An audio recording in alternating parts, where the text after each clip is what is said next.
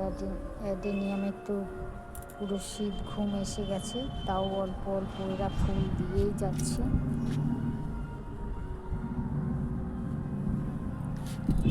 শীত পটগুলো আস্তে আস্তে পেকে যাচ্ছে।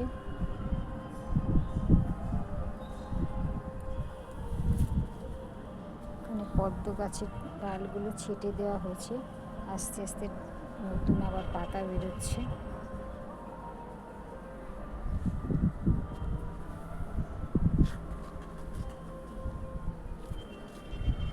বেল গাছও তাই, পাতা ঝরে গেছে, এবার নতুন পাতা আসবে।